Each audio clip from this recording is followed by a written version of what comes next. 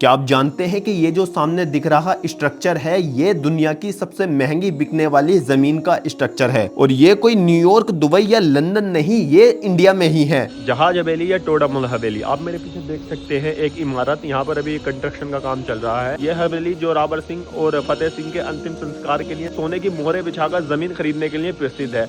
तो क्यों खरीदी थी जमीन और कौन है ये लोग, चलिए इनके बारे में मैं आपको बताता हूँ। सरहिंद पंजाब की जमीन पर एक ऐसी हवेली खड़ी है जो आर्किटेक्चर का एक नायाब नमूना होने के साथ साथ दुनिया के इतिहास की सबसे महंगी जमीन खरीदने वाले शख्स की दास्तां बयां करती है। इसे जहाज हवेली या दीवान टोडरमल की हवेली कहा जाता है। मैं आपको बता दूं कि ये दीवान टोडरमल 17वीं और 18वीं सदी में औरंगजेब के दौर में सरहिंद के एक बेहद रईस और असरदार व्यापारी और दरबारी थे। उनकी रहीसी का आलम यह था कि ये उस दौर के सबसे अमीर लोगों में गिने जाते थे। इस हवेली का इतिहास यह है कि जब सरहिंद के सूबेदार वजीर खान ने गुरु गोविंद सिंह जी के छोटे साहिबजादों बाबा जोरावर सिंह और बाबा फतेह सिंह को दीवारों में जिंदा चिनवा दिया और माता गुजरी भी शहीद हो गई, तो पूरे सरहिंद में किसी की हिम्मत नहीं थी कि उनका अंतिम संस्कार कर सके।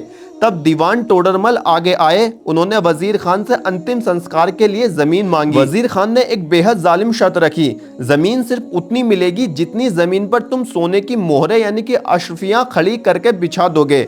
अशरफिया मोहरों को लिटाकर नहीं बल्कि सीधा खड़ा करके रखना था ताकि ज्यादा से ज्यादा सोना आए। दीवान टोडरमल ने अपना सब कुछ, अपनी पूरी दौलत, अपना खजाना लुटाकर वो जमीन खरीदी। सिख इतिहास में उनकी इस कुर्बानी को अजीम दर्जा हासिल है। इस हवेली को जहाज हवेली इसलिए कहा जाता है क्योंकि इसका आर्किटेक्चर एक पानी के जहाज जैसा था। ये पूरी हवेली मुगल काल की खास लकोरी ईंट यानी कि सरहिंदी ईंटों और चूने से बनाई गई थी।